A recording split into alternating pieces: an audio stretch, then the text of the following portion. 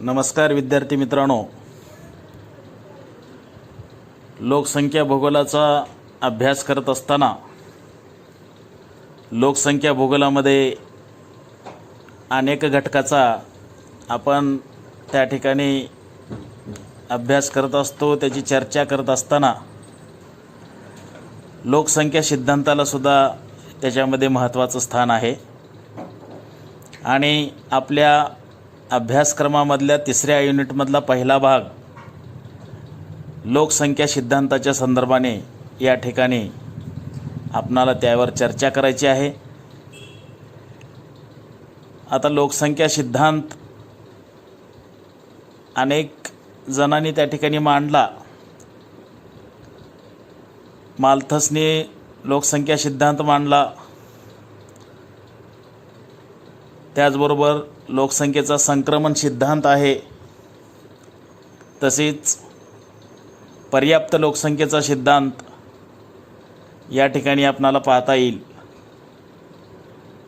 परंतु आपल्या अभ्यासक्रमाला अनुसरून या ठिकाणी आपणाला लोकसंख्या संक्रमण सिद्धांत या सिद्धांताचा या ठिकाणी थोडीशी आपणाला माहिती पाहावी लागेल। त्या सिद्धांताच्या बाबतीमध्ये म्हणजे हा सिद्धांत या ठिकाणी आपण मांडणार आहोत, सांगणार आहोत, त्याची चर्चा करणार आहोत। लोकसंख्येच्या बाबतीमधला हा लोकसंख्येचा आधुनिक सिद्धांत या नावानं ओळखला जातो। कोणता? लोकसंख्या संक्रमण सिद्धांत। लोकसंख्येच्या आधुनिक सिद्धांत या नावानं त्याला ओळखलं जातं। लोकसंख्या संक्रमण ही संकल्पना सर्वप्रथम फ्रँक नॉटेस्टीन यांनी त्या ठिकाणी मांडली आणि ही संकल्पना त्यांनी 1945 मध्ये त्यांनी मांडलेली आहे। फ्रँक नॉटेस्टीन यांनी 1945 मध्ये लोकसंख्या संक्रमण सिद्धांताची संकल्पना मांडली।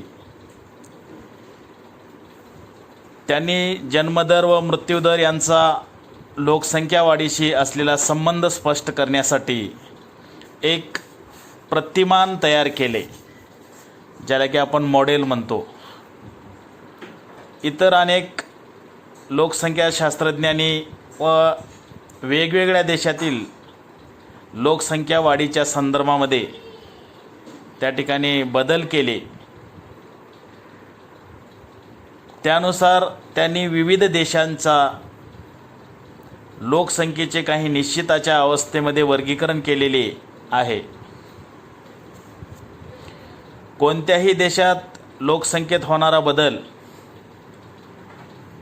जन्मदर व मृत्यूदर यांच्या प्रमाणानुसार प्रामुख्याने बदलत असतो। लोकसंख्येची वाढ ही जन्मदर व मृत्यूदर यांच्यातील तफातीवर अवलंबून असते। देशाचा जसजसा आर्थिक विकास होत जाईल तसतसा सुरुवातीच्या काळात मृत्यूदर हा कमी होत जातो, मात्र त्या प्रमाणात जन्मदर मात्र कमी होत नाही। अर्थव्यवस्था ज्यावेळी प्रगत अवस्थेत पोहोचते त्यावेळी जन्मदर व मृत्यूदर न्यूनतम पातळीवर येऊन लोकसंख्या त्या ठिकाणी स्थिरावते व लोकसंख्या वाढीचे एक चक्र पूर्ण होते। अशा प्रकारे लोकसंख्येतील बदलास लोकसंख्या संक्रमण डेमोग्राफिक ट्रान्झिशन असे म्हटले जाते। सुरुवातीच्या काळात जन्मदर व मृत्यूदर उच्च पातळीवर असतात व लोकसंख्या वाढीचा वेगही त्या ठिकाणी कमी असतो, कारण जन्मदर जरी जास्त असला तर मृत्यूदर पण उच्च पातळीवर असल्यामुळे लोकसंख्या वाढीचा दर त्या ठिकाणचा कमी असतो।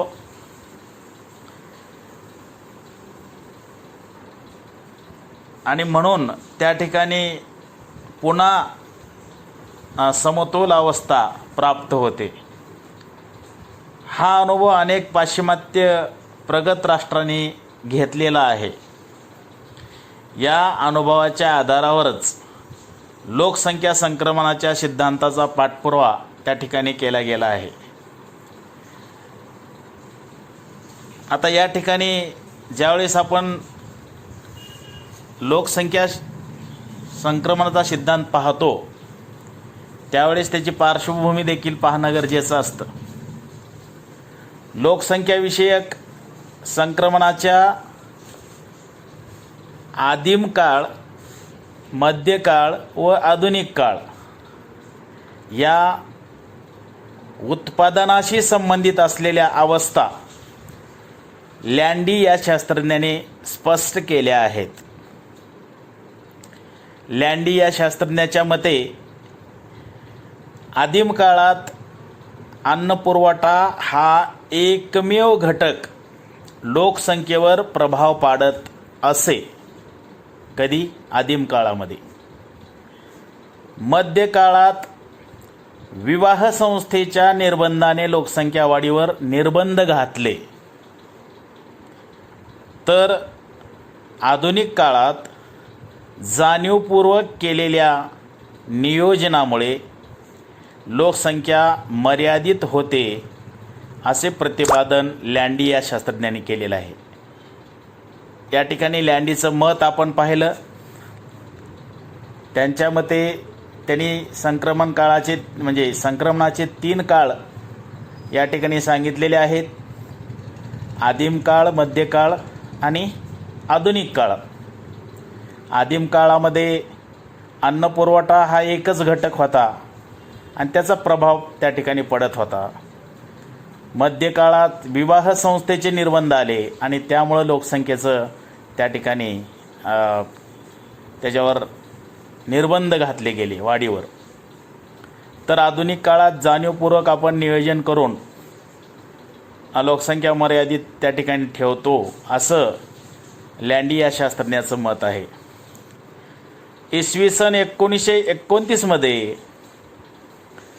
थॉम्सन यांनी युरोपमधील लोकसंख्या संक्रमणविषयक विवेचनासाठी एक प्रतिमान तयार केले आणि हे प्रतिमान जगातील इतर देशांना लागू पडावे यासाठी त्यात काही बदल करून त्याची शास्त्रीय मांडणी कोण तर थॉम्सनने केलेली आहे.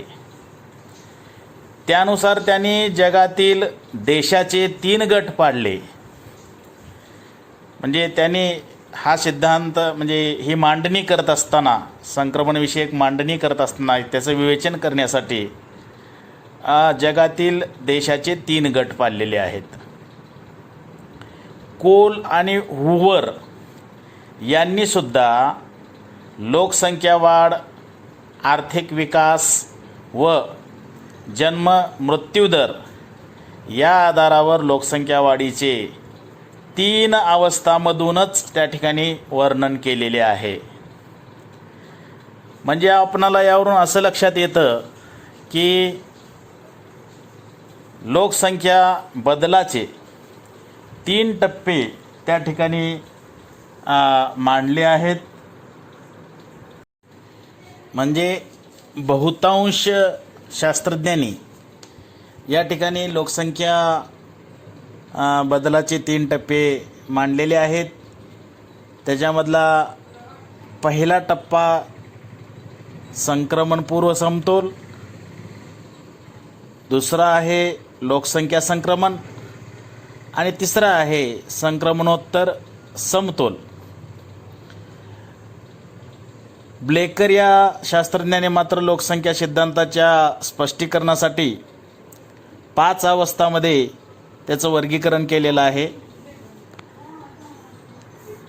बेकरच्या मते त्याने लोकसंख्या संक्रमण या दुसऱ्या अवस्थेचे 3 भागात वर्गीकरण केलेले आहे.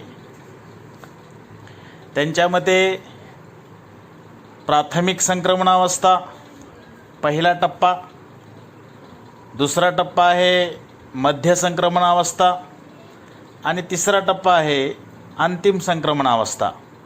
अशा पद्धतीनं त्याने संक्रमणपूर्व समतोल, प्राथमिक संक्रमण अवस्था, मध्य संक्रमण अवस्था, अंतिम संक्रमणावस्था आणि शेवटचा संक्रमणोत्तर समतोल अशा 5 अवस्थांमध्ये वर्गीकरण त्या ठिकाणी केलेलं आहे.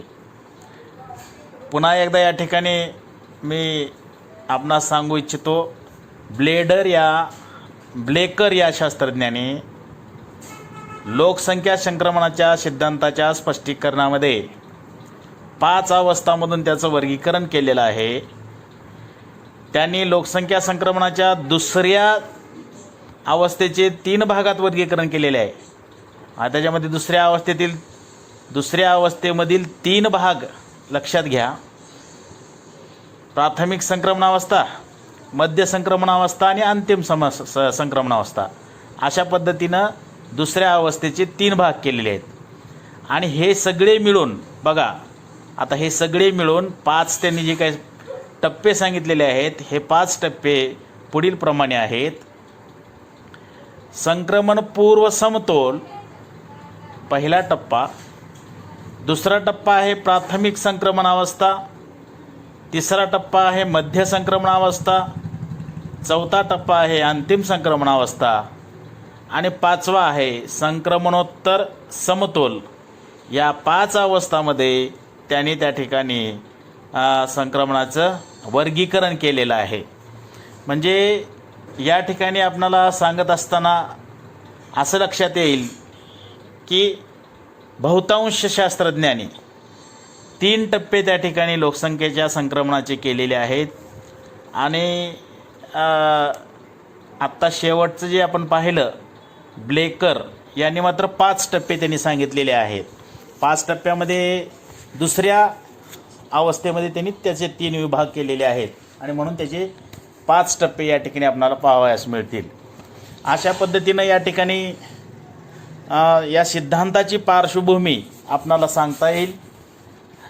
याच्यानंतरचा जो काही भाग आहे तो लोकसंख्या संक्रमण सिद्धांत पाहत असताना आपणाला आता या तासिकेमध्ये आपण या ठिकाणी